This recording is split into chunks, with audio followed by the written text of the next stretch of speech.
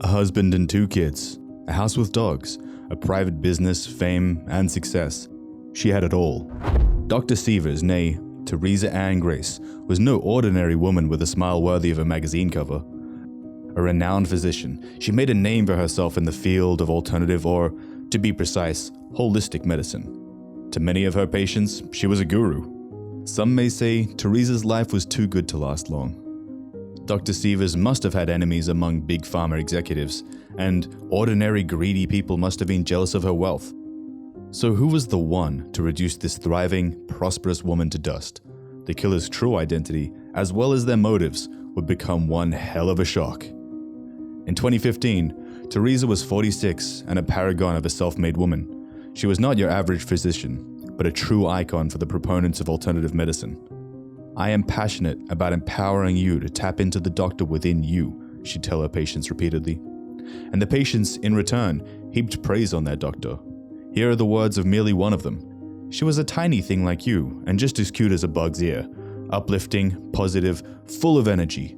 A dynamo. A dynamo in a tiny package." Though Dr. Sievers' healing practices are considered non-traditional, initially she earned a master's degree in biology, and then graduated with honors from Ross University School of Medicine. Later, she completed several courses in alternative medicine. Recounting all her titles would make a good half of our story. Having settled down in Bonita Springs in 2006, she opened her practice, Restorative Health and Healing Center, in the Estero Medical Center, and she was on staff at Naples Community Hospital. Moreover, she was a top-notch public speaker. Apart from that, Dr. Sievers was known and loved for her social and voluntary work. For example, she taught teenage moms in our mother's home of Southwest Florida and was involved with different charitable organizations. Too perfect? You bet. But wait, that's not all of it. The respected doctor was sometimes seen with a joint. She swore like a sailor and considered monogamy a relic of the past. Her sister, Annie Lisa, would later recall that Teresa was a walking paradox. She was this incredibly gifted, brilliant doctor, and this incredibly Christ-like person. She just lived that way. She'd give you the shirt off her back. She'd help strangers. She'd get up at 2 a.m, but yet she'd put on her 5-inch heels and curl her hair, and she'd be swearing like a sailor and drinking. Her family life was just as eventful. However, there was a dark side to it. By the time our story took place, Teresa had been married for 12 years. The couple had 2 daughters, 8 and 11 years old. But who was the lucky guy that lived his life with such a woman? This is Mark Sievers from Missouri. Before the marriage, he worked as a licensed nurse, and in Bonita Springs, the man became the office manager at his wife's holistic medical practice. While Teresa earned their living, Mark managed their finances from home. Mr. Sievers treated his wife as the greatest gift in life, and he worried about her a lot. So then the husband adores her. Anyone could see that. He texts her 24/7. Not a day, not a moment goes by without Mark messaging Teresa about how much he loves her, as if they are newlyweds and not a married couple of 12 years. There are hundreds of pages of these messages. While investigating Teresa's murder, the detectives would read them all, and they would learn that Mark's tenacious passion was far from mutual. Teresa had lovers, although her husband did too. The summer of 2015, it was an ordinary family vacation. The Sievers went to upstate New York to visit Teresa's mother on her birthday. Teresa, Mark, and their daughters seemed to enjoy their time together. The smiles, the jokes, the family pictures. Teresa decided to come home earlier. Work was her number one priority. What fun can you have if you've got patients to attend to? Mark took his wife to the airport and said his warm goodbyes. On Sunday, at about 11 p.m., they exchanged text messages. Teresa told her husband she had landed, bought some food, and was on her way home. But the patients never saw their doctor, either the next morning or ever again. After hearing from the nurse about his wife's absence, Mark started calling their friends. What could have happened to this woman who was so eager to get back to work? Why didn't she make it there? At last, Mark got through to their neighbor and asked him to check out the house. The man went there with Mr. Sievers still on the line. "I have to call 911, he said to Mark, and heard a prompt response. "Do it." 911, what is your emergency? I'm at a friend's house. He's out of town, and I came here to check on his wife, and she's down on the floor. Is she awake? No, she's down on the floor. She's cold. The back of her head is bashed in, and there's blood everywhere. Yeah, half the blood is dry, half is wet, and she's cold. She's dead cold. During his first interrogation, Mark was absolutely heartbroken. Take a look for yourselves. It seems that even the detective, who's supposed to be cold and detached, sympathizes with the widower. And at the airport, we pulled into the parking, ultimately at the parking, went into the airport because there was like a food court. We thought, hey, great, we'll eat together. There was no food court. So we ended up saying our goodbyes when we said our goodbyes.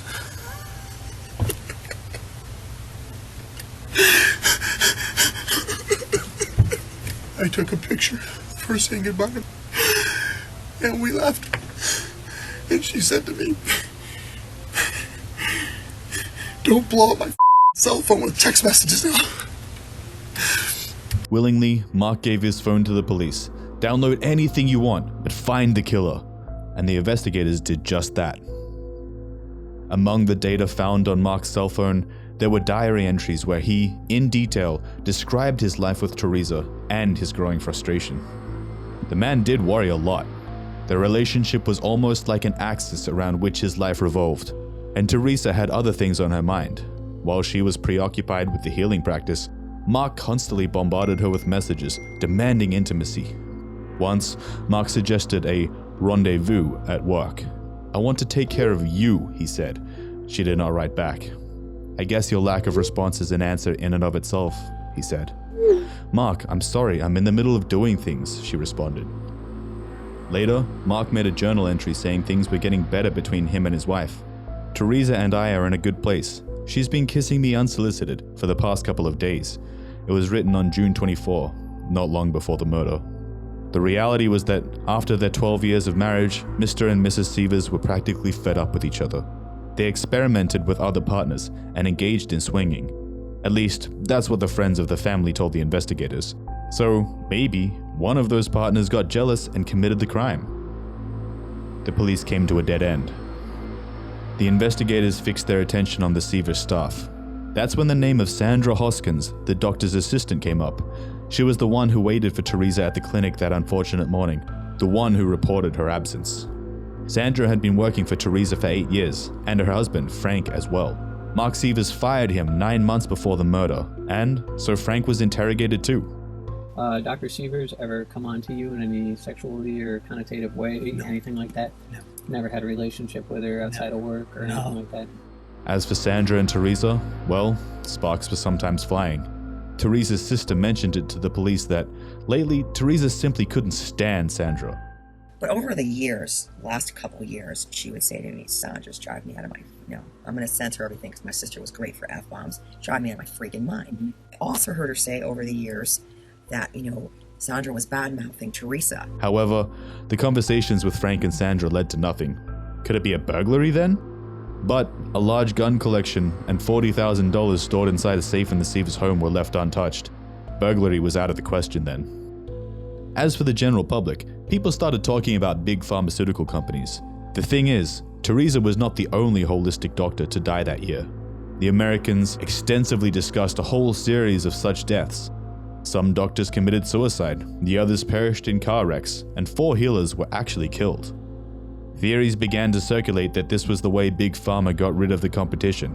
Holistic doctors discouraged their patients from buying pills, which was potentially harmful to pharmacological business. Still, there was no real evidence to back up the theories. Friends, family, patients, hundreds of people all in all showed up at Teresa's funeral. Who could have wished for the death of this wonderful doctor, mother, wife, and benefactress? Who could have committed such a hideous crime? These questions tormented the mourning crowd, but only 2 men knew the answer. While family and friends bid their last goodbye to Dr. Sievers, the investigators searched the house and gathered information from all sources possible. One such source was Bonnie, Mark's mother, who came to feed the pets while the Sievers were on vacation in New York. She was the last person to visit the house before the murder.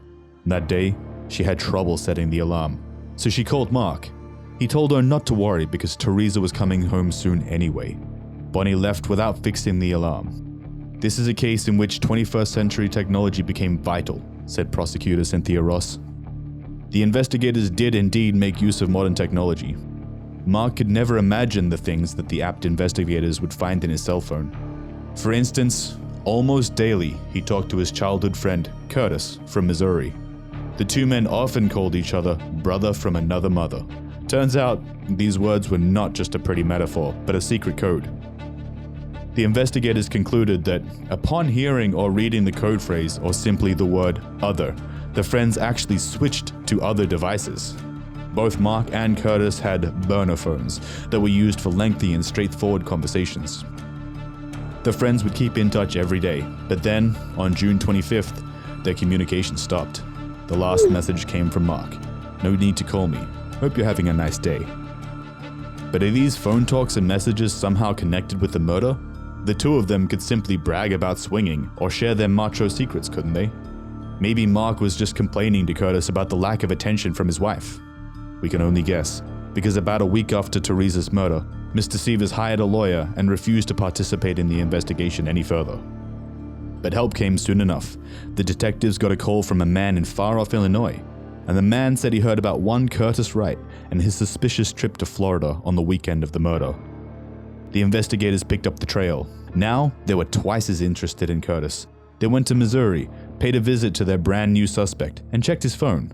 Then, in long and numerous conversations with Curtis's acquaintances, the puzzle pieces started coming together one by one. Turns out, almost half the town knew about Wright's little trip. The wife confirmed her husband's absence that weekend and said he rented a car. The pharmacist came up to the police and told them that Curtis turned up at his house in a rented Hyundai and asked for some pills to keep him awake through the night. Wright's employer also said that Curtis was out of town. The only people unaware seemed to be Wright's friends, Jimmy Rogers, aka Hammer, and his girlfriend, Taylor Showmaker. Meanwhile, the investigators set out to find the rental car and soon discovered it in Arizona. All the routes on the GPS device were erased. It took some time, but the forensic team managed to recover the data. And once recovered, the routes facilitated the investigation. It was proved that the car traveled from Missouri to Florida, with the Sievers address as the destination point. Okay, now, Curtis went to Florida, that's for sure, but he was not alone. The GPS was registered to another man's email, that of the unaware Jimmy Rogers, also known as Hammer. A white cooler with a cardboard box inside containing blue latex gloves, one ball-peen hammer, and black shoes, as well as a black backpack with a navy jumpsuit inside. These were the things that Taylor Showmaker saw inside her boyfriend's suitcases when he was unpacking after the trip. At the time, Jimmy told his pregnant girlfriend that he'd gone to Florida on business. It was a 3-day trip. He even brought her souvenirs, a Fort Myers Beach t-shirt, and a memorabilia plaque that read, "Don't mind the mess, my kids are making memories." But after Curtis called and told him about the cops, Jimmy lost his cool. First, he took Taylor's Fort Myers Beach shirt and the black shoes and threw them in the community dumpster. And later, after the investigators came to his own house, Jimmy Rogers freaked out for real. He started to panic. That very day, he told Showmaker to get in the car and drive off in a hurry. They went to Rogers' workplace, where he took his phone out, put it under a water fountain, and crushed it to pieces. Then, he remembered he had forgotten the jumpsuit and the gloves, and the couple went back home to get them. While in the car again, Rogers told his girlfriend to throw the phone, or what was left of it, out of the window. The blue jumpsuit and the gloves came next. Showmaker was told to dispose of them in the same manner. Later that night, the woman asked Jimmy some very straightforward questions. She got some very straightforward answers. And she got very, very scared. And then I asked him what he went down there for, and he said to make money. And then asked him how does he make money, and it was murdering Mark's wife. And did you say how he murdered her? With a hammer. According to Taylor, Curtis hired Jimmy to help him kill Teresa Sievers for $10,000. The men were also captured on a surveillance video at Walmart, buying trash bags, wet wipes, and other suspicious things. At the end of August, both Curtis and Jimmy were arrested. There was enough evidence to charge them with murder. But what about the motive? Why would Curtis kill his friend's wife? Remember how the alarm in the Sievers' house was off? The two killers tampered with it beforehand. But the investigators were also very curious as to why Mark Sievers told his mum to leave it as it was. Why didn't he ask the helping neighbor what exactly happened to his wife? The investigation team meticulously gathered their evidence, and, at long last, the puppet master was also handcuffed. It was Mark Sievers. He was the one to orchestrate Teresa's murder, the man who, just a few months ago, was clasping hands with his daughter at their mother's funeral, the man who sent tons of love letters to his wife, though lately he seemed to be struggling with depression. The one to finally unmask Mark was his longtime friend, Curtis Wright. He got married just a couple of months before the murder, and it was at the wedding that Mark, his best man, revealed his dreadful plan. He told Curtis that his own marriage was on the rocks, that his wife was going to take their daughters away, and that he couldn't afford to fight for custody. That he had no other way but to kill Teresa. Mark Sievers was very generous with his offer, about $100,000 to do this thing. But where would the money come from?